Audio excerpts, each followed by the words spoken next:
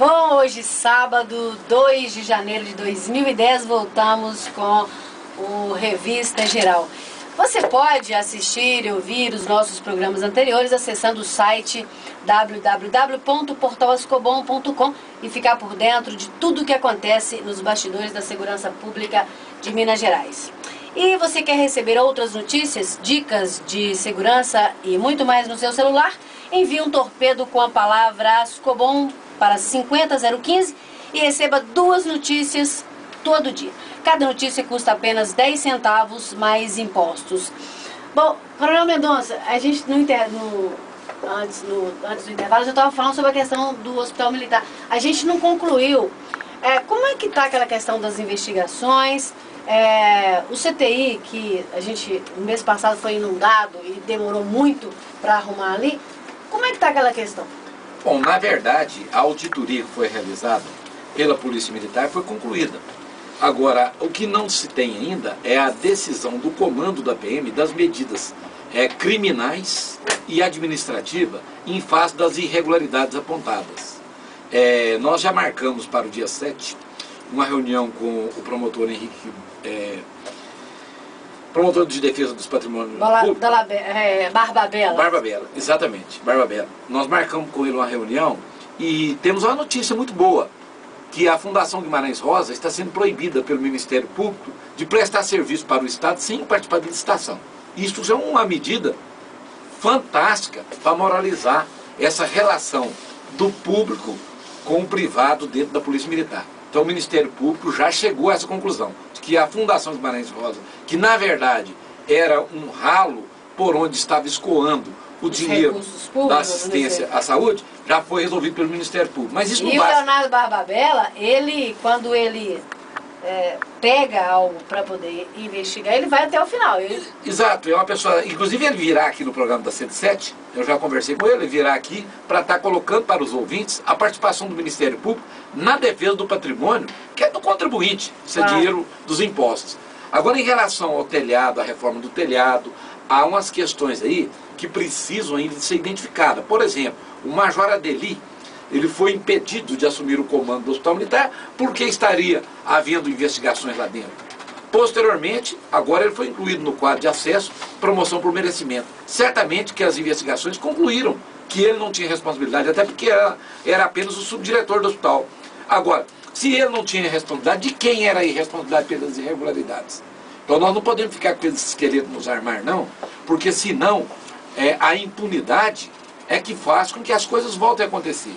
Agora, em relação ao assédio moral, em relação à perseguição em cima dos praças, a situação melhorou muito depois que a 107, através da Ascobon, do programa Revista Geral, passou a denunciar e levar a público as questões de assédio moral. E também temos que dar os créditos para o vereador Cabo Júlio.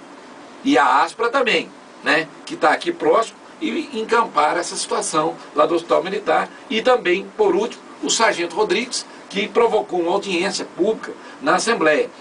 Isso tudo, Marcos, nos dá a seguinte visão. As entidades de classe e os representantes políticos são fundamentais para a sociedade, não é para os militares, não. Porque elas funcionam como instâncias de controle do exercício do poder dentro da Polícia Militar e do Corpo de Bombeiros. Porque é o local onde os policiais militares, eles têm para denunciar os fatos que estão acontecendo. E eu acho que a Aspra, nesse viés, ela serve de padrão para nós. Porque nós temos uma administração de 19 anos aqui dentro do subtenente Gonzaga, e ele adota uma postura muito madura. Diante de uma denúncia, ele leva isso para as autoridades competentes e aguarda a manifestação, não é, Gonzaga? O subtenente Gonzaga está lendo a lei complementar e a PLC também, que foi aprovada esse ano. E é bom a gente lembrar que se não fosse a atuação das entidades e do Sargento Rodrigues, a lei teria empacado lá na Assembleia Legislativa.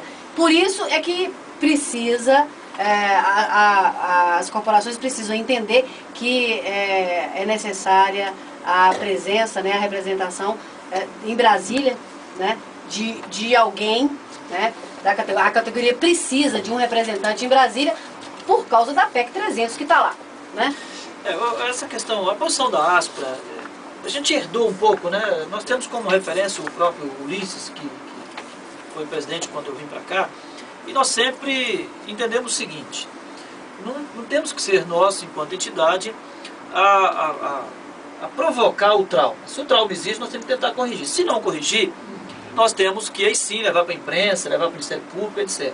O primeiro esforço sempre vai ser de levar para as autoridades internas para buscar uma solução.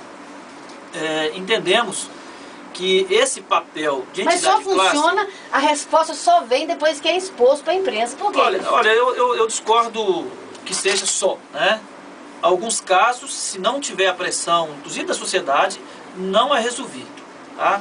Mas eu diria que não é só, e o Coronel Mendonça está aqui, não sei se concorda ou discorda, porque ele também eu concordo, Gonzaga, é baseado em fatos concretos. Nós tivemos recentemente, né, uma denúncia grave que a pessoa... Porque o problema é a credibilidade. Quando às vezes a pessoa não quer se expor na mídia, não quer se expor. Então nós tivemos 2 casos gravíssimos. Um ocorrido dentro da seção de inteligência do Estado-Maior da Polícia Militar, caso gravíssimo lá dentro. A Aspra, através do Gonzaga, e à época eu trabalhava até como assessor jurídico, ela levou o fato ao conhecimento do comando, e a pessoa que praticou o abuso, ela tomou 5 dias de suspensão, e ontem aqui dentro da Aspra mesmo a pessoa falou: olha, naquele caso, a pessoa que praticou o abuso foi punida com 5 dias de prisão. Então, a pessoa se deu por satisfeito, e ainda foi suspensão, ainda foi transferido da sessão do Estado. Mas qual que é pior? 5 dias de prisão ou a exposição na mídia? Olha, a exposição da mídia, ela tem esse caráter, um pouco da satisfação coletiva, né? E às vezes, quando a gente não leva para a mídia, fica parecendo que a gente não fez e não trabalhou, certo? Só que tudo tem consequência.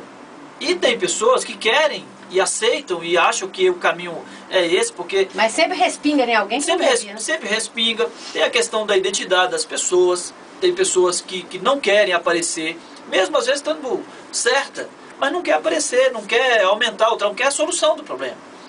Como no nosso caso, nós temos um regulamento que é rígido, tá? Se as autoridades competentes, de fato, cumpriu o papel, certo? E se o fato existiu, tem mecanismo de apurar, tem mecanismo de punir, tem mecanismo de tomar providência. Agora, nós também não deixamos de levar, nós já levamos vários casos a público pela mídia. Você era repórter da Rádio Itatiaia e sabe o tanto que nós denunciamos também na mídia. Sim. Como levamos para a Comissão de Direitos Humanos da Assembleia, vários casos, tá certo? Agora, eu acho que... trouxemos algum por revista geral e já está dando resultado, pode ter certeza. Exatamente. Aquela situação lá de Uberaba, de uso da viatura, olha, depois que a questão veio a público no site do Cabo Júlio, veio aqui para o programa da Ascobom, o Revista Geral, certo? Você pode ter certeza, lá em Uberaba, a situação do comandante regional, ela ficou praticamente que insustentável. Coronel Aquino. Exato. A questão toda é o seguinte: não há uma forma só de você resolver, certo? O que nós não podemos é ter medo, tá? E nem fazer, e nem ser leviano, tá? Então a Aspra, igual por exemplo, eu já fiz essa discussão com o Cabo Júlio, né? Disse: olha, a Aspra tem uma estrutura e uma legitimidade que é dada pelos associados, tá certo? Eu não tenho um mandato meu para eu poder fazer o que eu quiser.